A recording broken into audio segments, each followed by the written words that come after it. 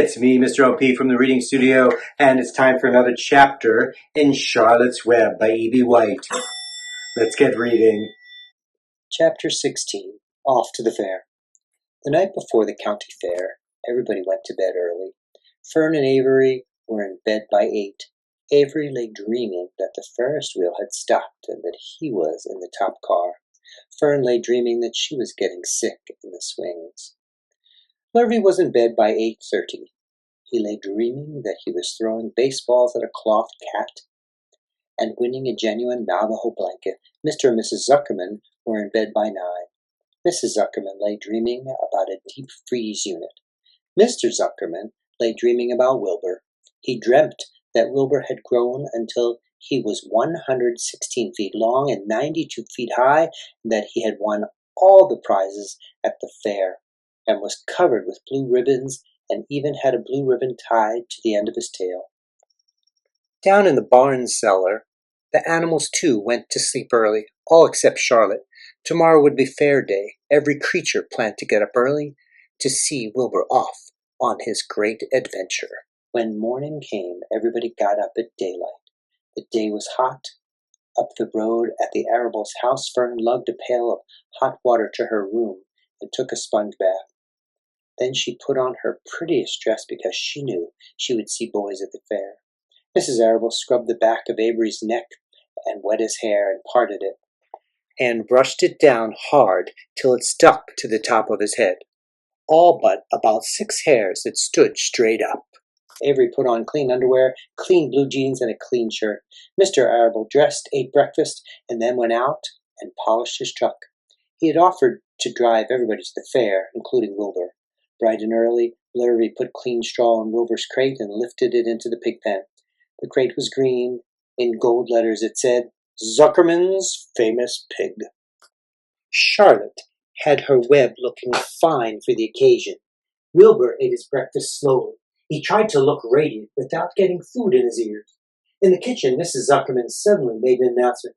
Homer, she said to her husband, I'm going to give that pig a buttermilk bath. A what? Said Mr. Zuckerman. A buttermilk bath. My grandmother used to bathe her pig with buttermilk when it got dirty. I just remembered. Wilbur's not dirty, said Mr. Zuckerman proudly. He's filthy behind the ears, said Mrs. Zuckerman. Every time Lurvy slaps him, the food runs down around his ears.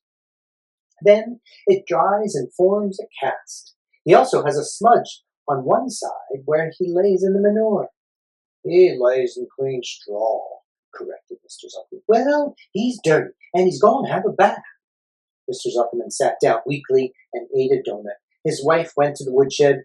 When she returned, she wore rubber boots and an old raincoat, and she carried a bucket of buttermilk and a wooden paddle. Edith, you're crazy, mumbled Zuckerman. But she paid no attention to him. Together they walked to the pig pen. Mr. Zuckerman wasted no time. She climbed in with Wilbur and went to work, dipping the paddle in the buttermilk, and she rubbed him all over. The geese gathered around to see the fun, and so did the sheep and lambs. Even Templeton poked his head out curiously to watch Wilbur get a buttermilk bath. Charlotte got so interested she lowered herself on a drag line so she could see better.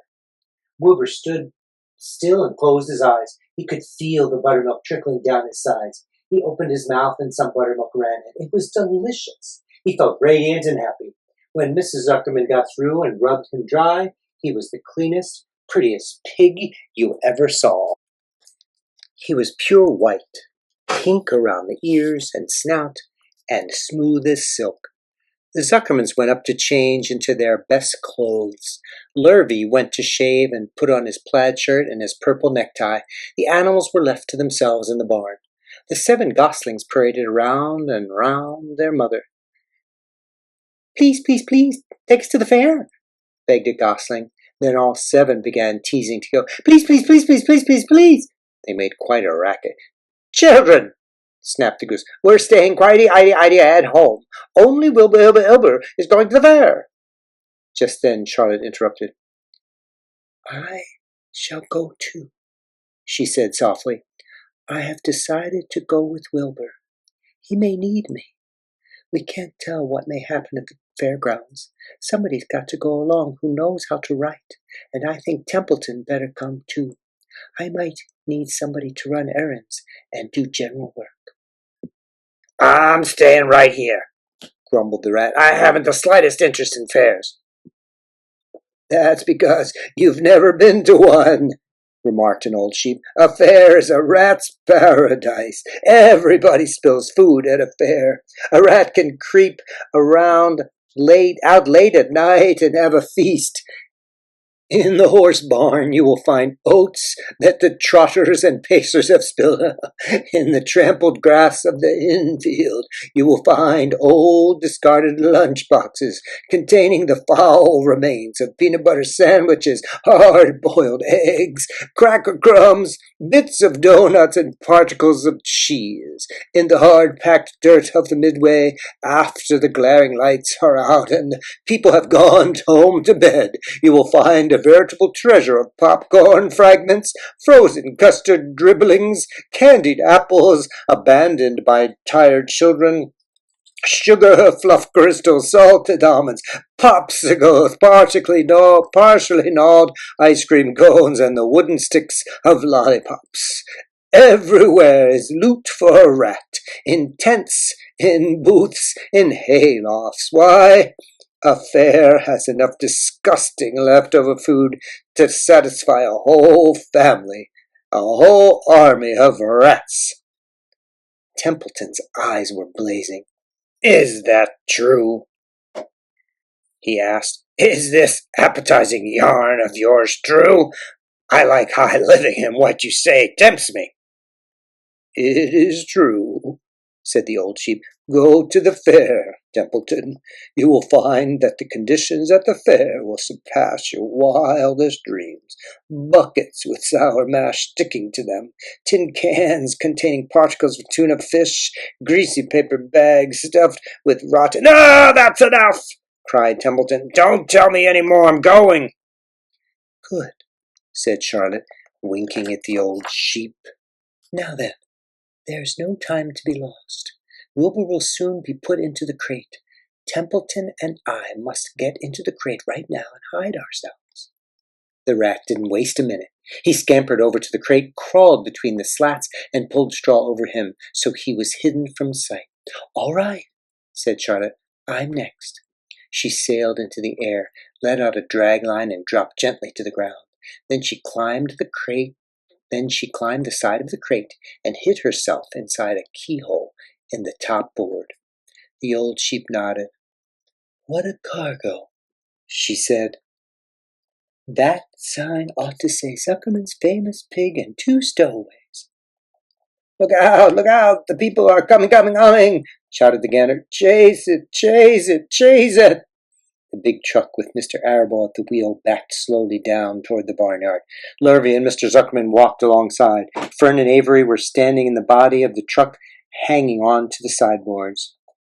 "Listen to me," whispered the old sheep to Wilbur. "When they open the crate and try to put you in, struggle. Don't go without a tussle. Pigs always resist when they're being loaded."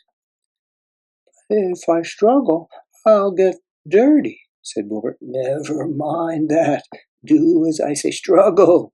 If you were to walk into the crate without resisting, Zuckerman might think you were bewitched. He'd be scared to go to the fair." Templeton poked his head out through the straw. "Struggle if you must," he said. "But kindly remember that I'm hiding down here in the crate, and I don't want to be stepped on, or kicked in the face, or pummeled, or crushed in any way, or squashed, or buffeted about, or bruised, or lacerated, or scarred, or biffed. Just watch what you're doing, Mr. Radiant, when they get shoving you in." "Be quiet, Templeton.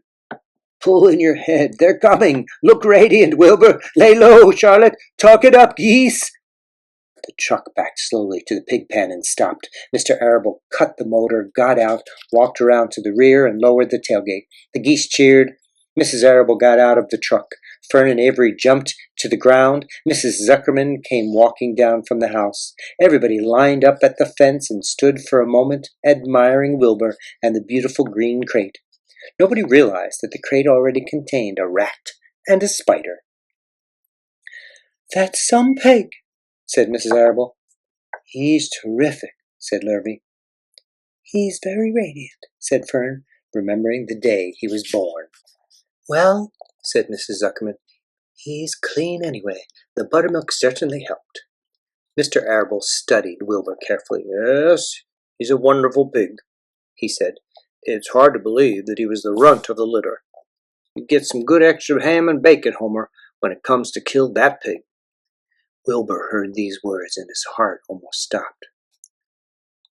"I think I'm going to faint," he whispered to the old sheep who was watching.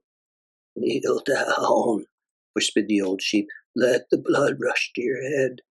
Wilbur sank to his knees. All radiance gone, his eyes closed. "Look!" screamed Fern. "He's fading away."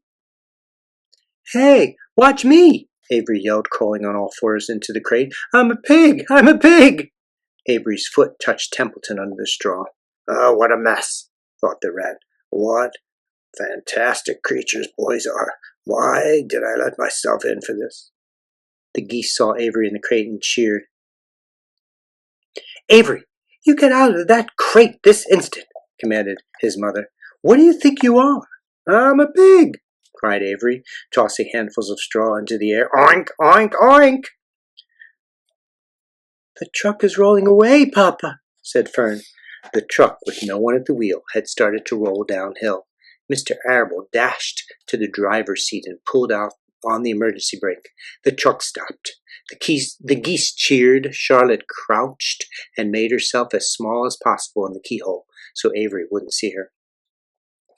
"Come on out at once!" cried Mrs. Arable. Avery crawling out of the crate on his hands and knees, making faces at Wilbur. Wilbur fainted away. The pig has passed out," said Mrs. Zuckerman. "Throw water on him." "Throw buttermilk," suggested Avery. The geese cheered. Lurvy ran for a pail of water. Fern climbed into the pen and knelt by Wilbur's side. "It's sunstroke," said Zuckerman. "The heat is too much for him." "Maybe he's dead," said Avery.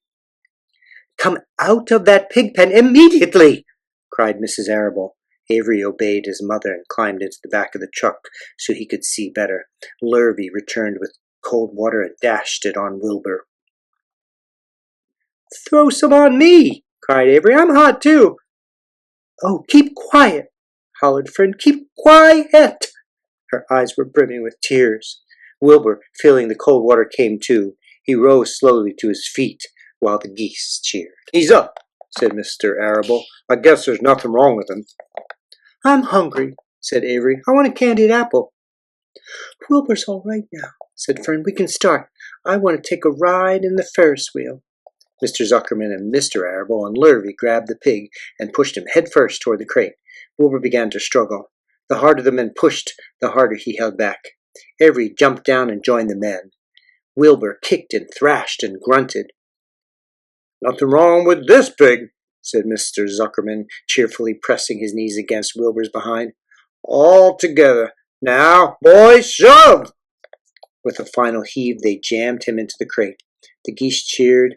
Lurvy nailed some boards across the end so Wilbur wouldn't come back out. Then, using all their strength, the men picked up the crate and heaved it aboard the truck. They did not know that under the straw was a rat, and inside a keyhole was a big gray spider. They saw only a pig. "Everybody in!" called Mr. Arable. He started the motor. The ladies climbed in beside him. Mr. Zuckerman and Lurvy and Fern and Avery rode in the back, hanging on to the sideboards. The truck began to move ahead. The geese cheered. The children answered their cheer, and away went everybody to the fair.